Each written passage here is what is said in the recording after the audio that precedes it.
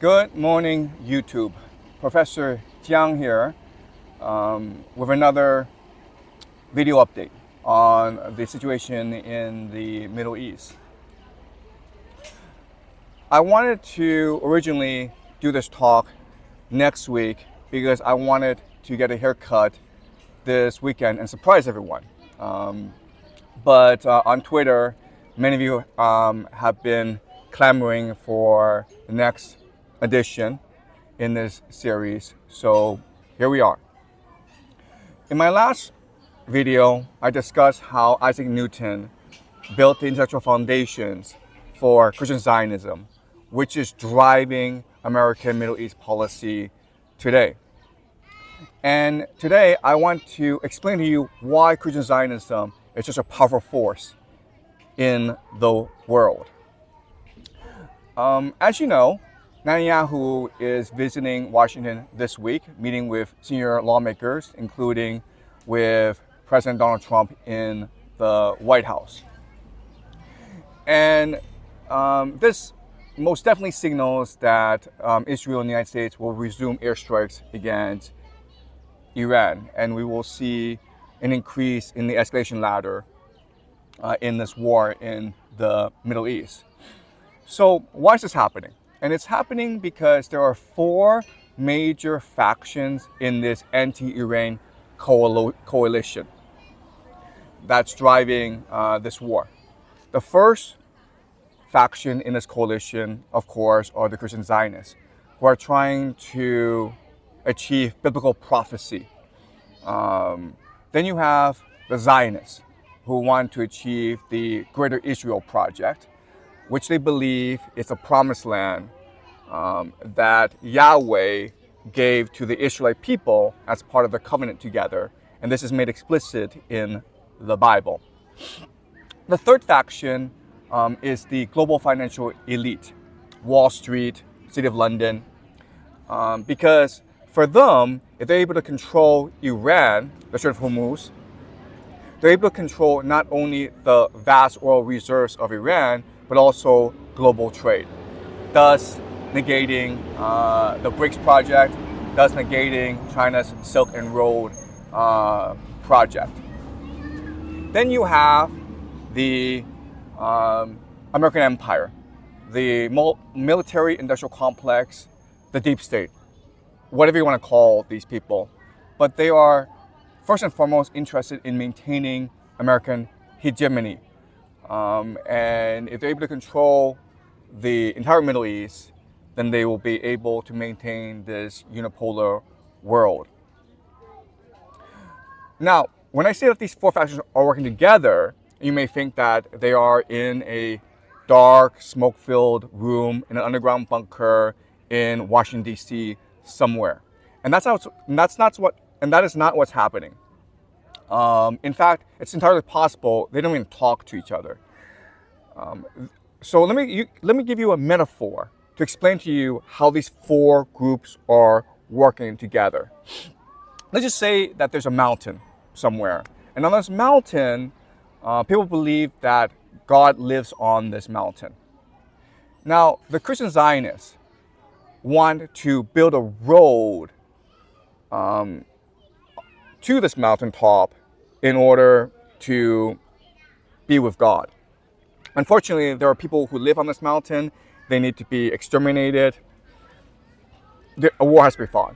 But it's all for the greater good because they will be able to be with God. The Zionists are involved because God and the Zionists know each other from history. And so the Christian Zionists need the Zionists involved in this project. They really see the Zionists as a ritual sacrifice in order to win favor with God. And the Christian Zionists are involved with building this road because they see the Christian Zionists as a useful tool in order to be with their true God. And so when they reach the mountaintop, then their real God will recognize their faith and kill the Christian Zionists. So it's a cynical partnership between the Christian Zionists and the Zionists. And they both need each other for now until they reach the mountaintop. Then you have the global financial elite. And these people are opportunists, they're speculators. They are first and foremost interested in generating more wealth for themselves and their clients. They themselves have no ideas. They themselves have no real vision for the world. They just want to make more money. And in the energy, in the commitment, in the faith of the Christian Zionists and the Zionists, they see an opportunity to monetize this faith. If the Christian Zionists and the Zionists are working hard to build this road to the mountaintop, then they can provide financing for this road. Also, when this road is built, they can start to collect toll booths, right? So that's why they're involved, because they see this as a money-making opportunity for them. They're only interested in making money. These people, Wall Street, City of London, they're so wealthy because all they care about is money. In fact, for the right price, they'd be perfectly willing to sell their own children. Okay, that's who these people are. Then you have the American Empire. In the American Empire, it's important to understand that these are first and foremost bureaucrats. They have really cushy jobs, sitting in an office somewhere, pretending to work. And they need to justify their existence. They need to explain why they have trillions of dollars in their budget. And so this Christian Zionist project to reach the mountaintop provides this justification. They can say, okay, well, you know what? If these Christian Zionists, these Zionists, if they're the ones who are going to go and lobby the politicians and bribe the politicians and pressure the politicians to build this road, then we'll say that we'll provide military protection in order to justify our existence. Okay, so they're trying to do as little work as possible in order to maintain their very cushy jobs, sitting somewhere in an air-conditioned office. And that's it. Now, that's the structure of their relationship with each other. They're all interested in reaching that mountaintop for different reasons. But once they reach that mountaintop, then they'll have their disagreements. And how to reach that mountaintop, they won't be aligned with. So the example here is that the Christian Zionists and the Zionists are very much interested in using ground troops to force regime change in Iran. The financiers and the empire, they're risk adverse. So they really don't want to use ground troops. They want to achieve regime change slowly, steadily, in a way that contains risk. And so there's going to be that disagreement about whether or not to use ground troops. In the end, I think the Christian Zionists and the Zionists will win out. So let me explain to you why. Using game theory why the Christian Zionists are the dominant power in this relationship, even though the financiers control the money, and even though the American empire controls the armaments. So here, let me introduce to you the universal law of game theory. Once you master this formula, once you truly understand the ramifications, the nuances, the subtleties of this law, then you will have a much more clear and deeper understanding of how the world works. Okay, and this formula, it's very simple. It goes like this. If you look at game theories, all games, the people who always win the game, they win because of this formula, which is mass times energy times coordination.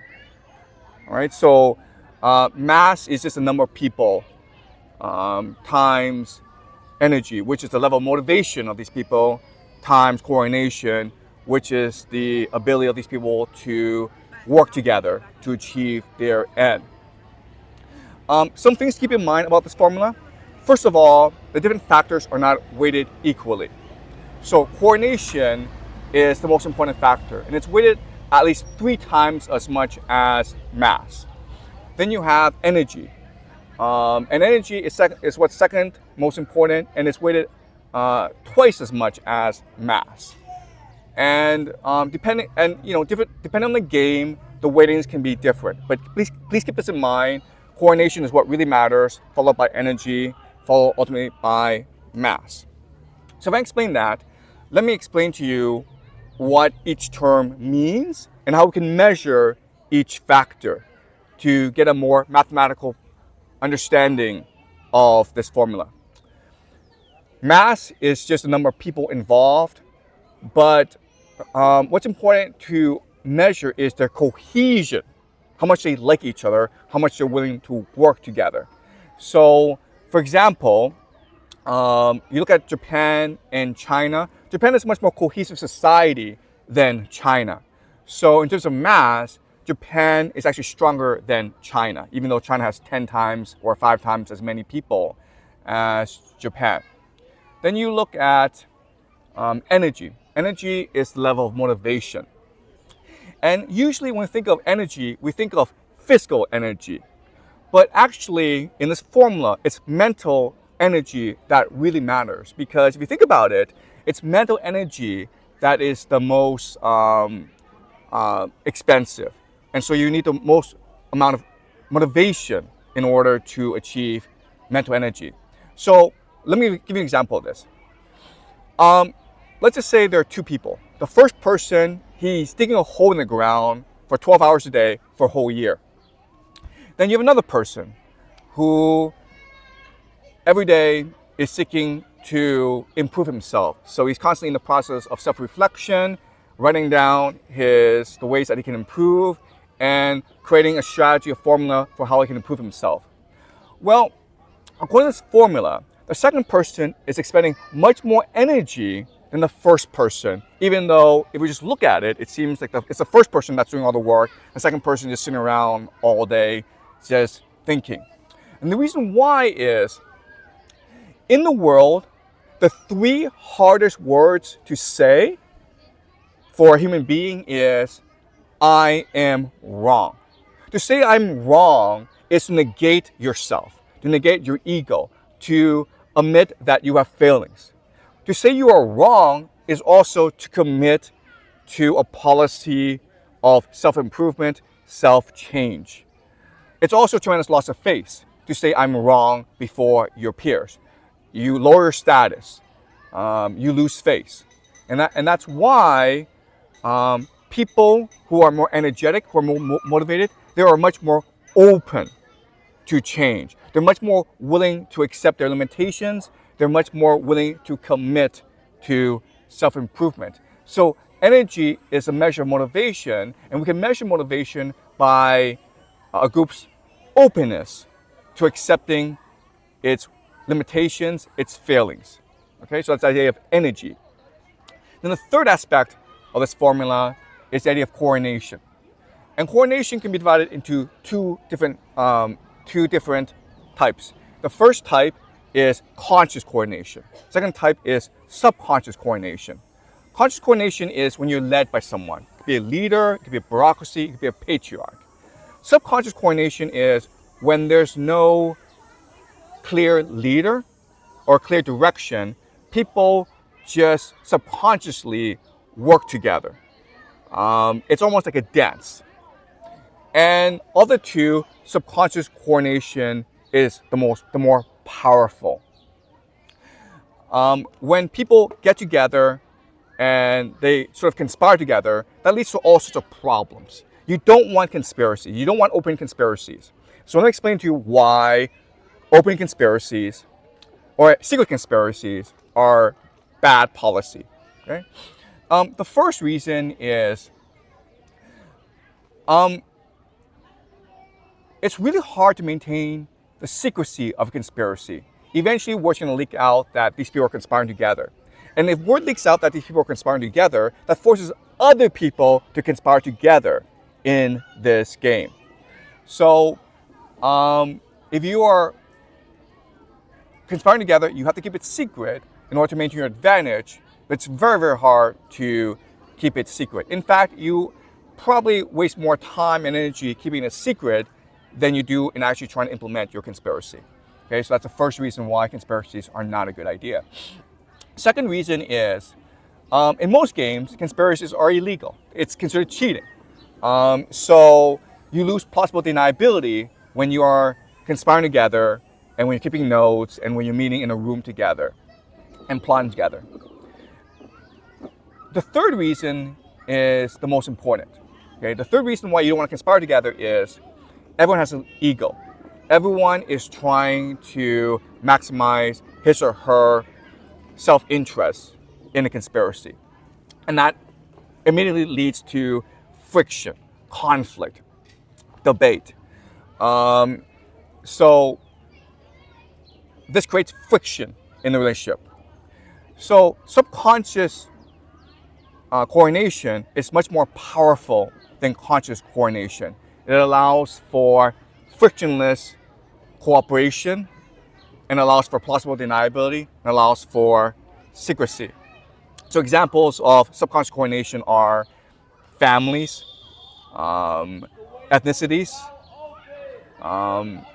religions. Okay, so having said that, okay, having presented this formula, mass times energy times coordination, I want to now give you some examples to understand why this formula works. Okay, so let's just say we're playing individual games.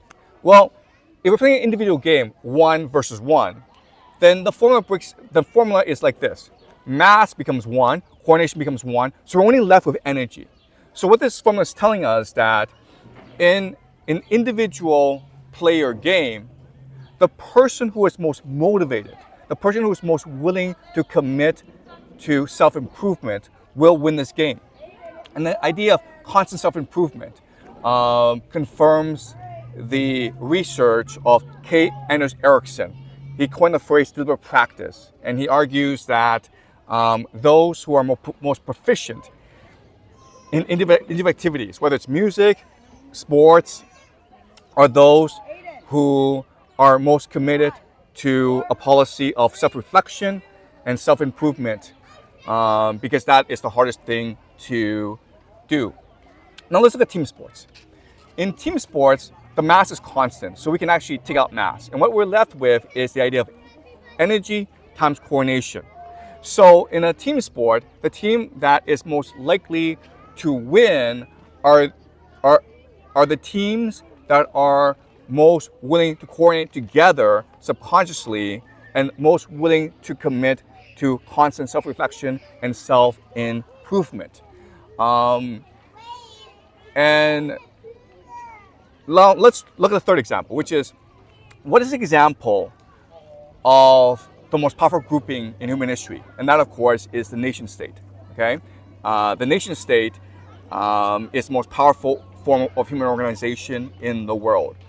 And if we just use this formula and analyze all nation states around the world, what we will discover is that there are 4 nation states that are dominant in each region. So in the Western Hemisphere, it's obviously the United States. In Europe, it's going to be Germany. Okay, in Europe, Germany is the most dominant nation state, according to this formula. In Southeast Asia, it's Japan, and in the Middle East, it is Israel.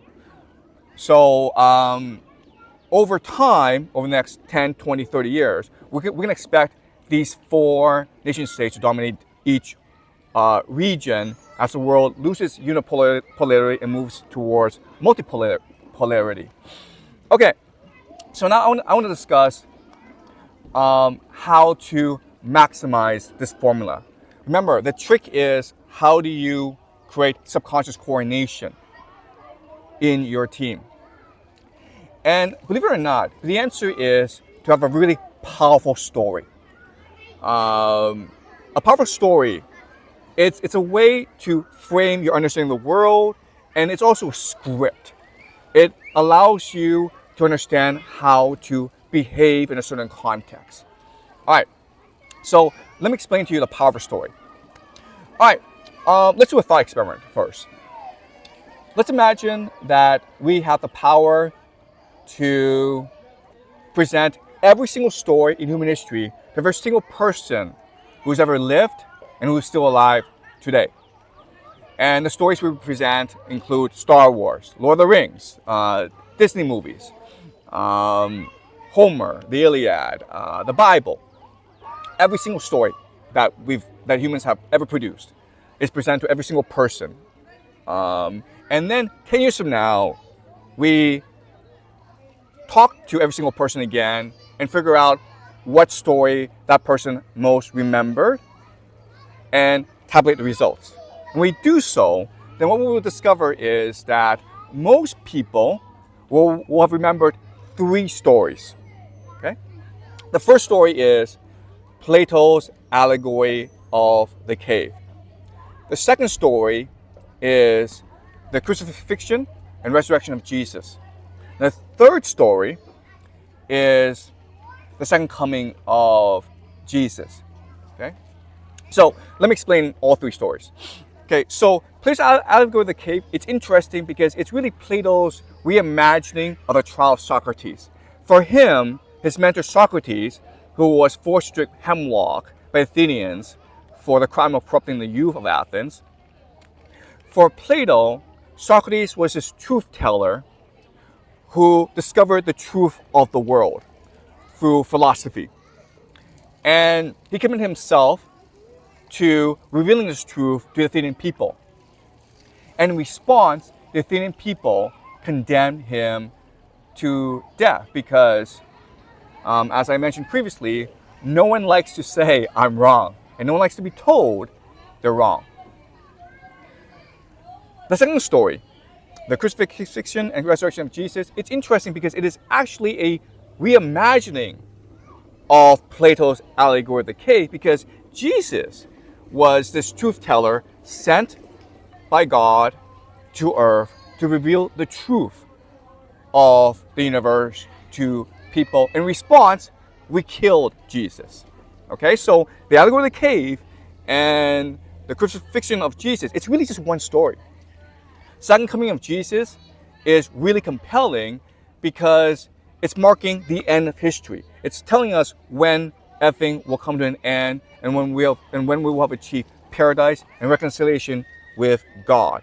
So these 3 stories that are most memorable, it's really just one story. And it's appealing to us because as humans, we're born with 3 questions embedded in our hearts, in our soul. The first question is, where did we come from? Second question is, why are we here? Third question is, where are we going? And the power of these 3 stories, Plato's allegory of the cave, the crucifixion of Jesus, the second coming of Jesus, it's really helping us answer all 3 questions in a compelling and convincing manner. And that's why Christian Zionism is so powerful, because it's the most powerful story out there. That's why there's so many Christians. That's why Christian Zionists are the most energetic, the most motivated, the most committed people that you can ever meet. And again, the story, it is really a script. As a Christian Zionist, you want to achieve the story. It is so compelling, so powerful to you as a person. In fact, you're willing to sacrifice your own life in order to achieve this story. That's how beautiful it is. And that explains to us, that helps us understand why Christian Zionism is the most powerful force in the world today. Because for the people who believe in Christian Zionism, they feel as though they discovered the secret of the universe, and they must bring this story into fruition, into reality.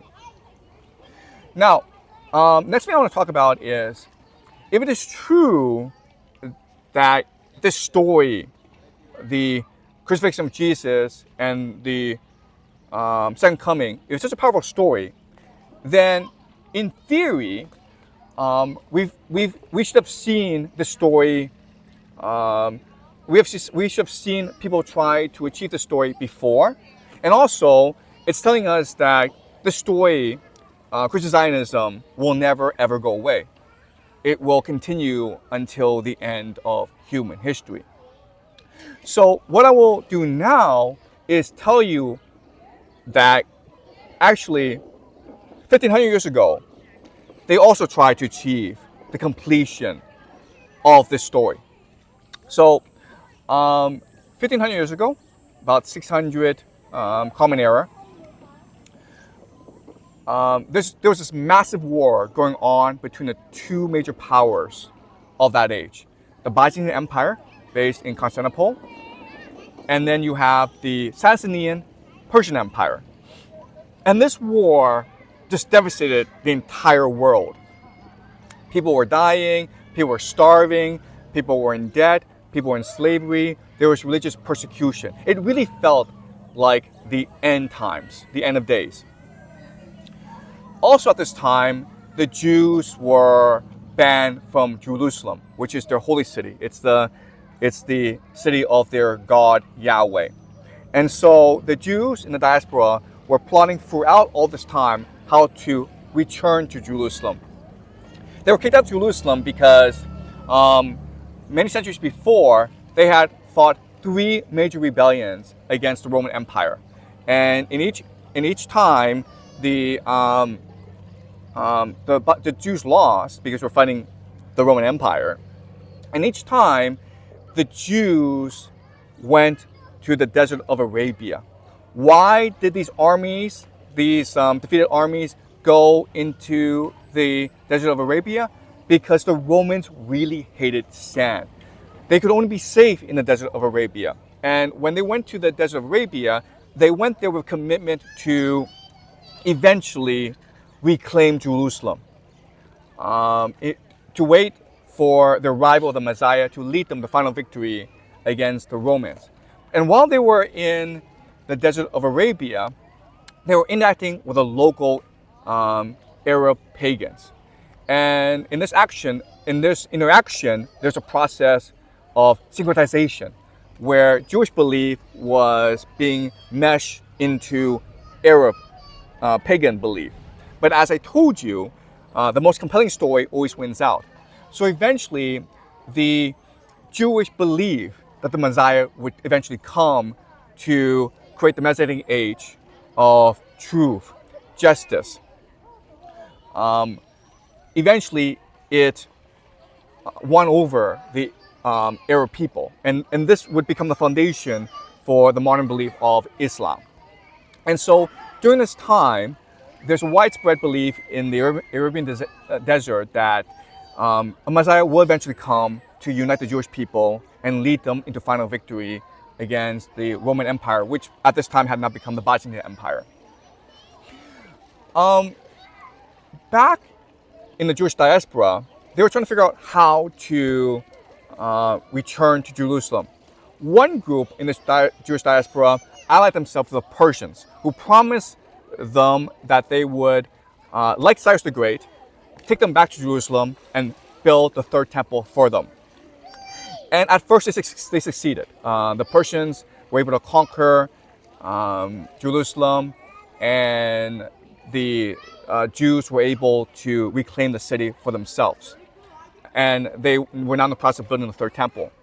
The problem, though, is that at this time in history, the majority of the population were actually Christian.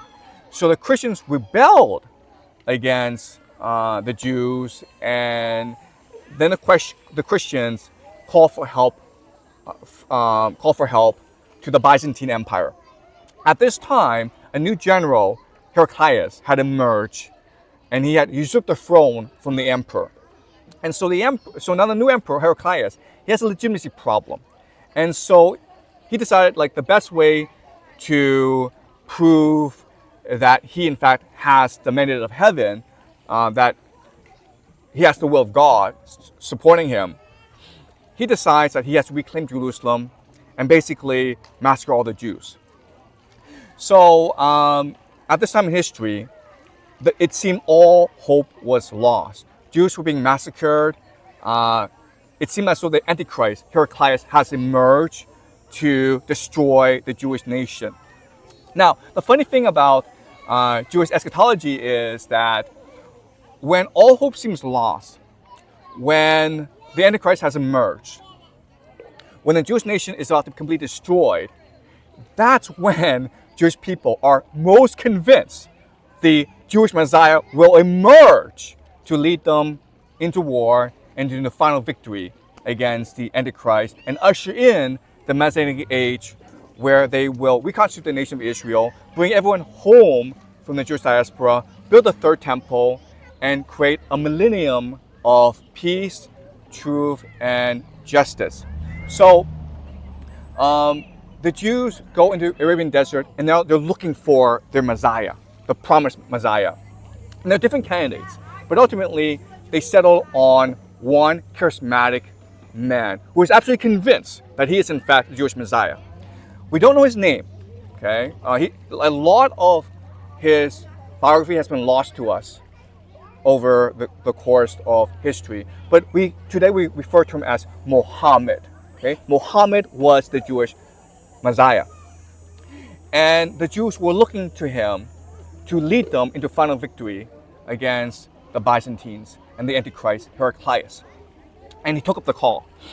And according to game theory, all he had to do was say three things, and he would unite the entire world behind him.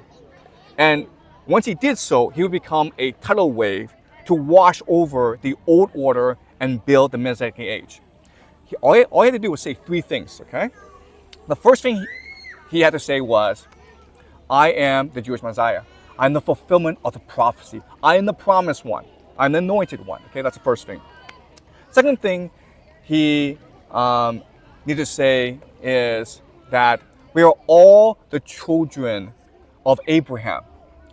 Jews, Christians, Muslims, we are all descended from Abraham. And as such, we are all the children of God.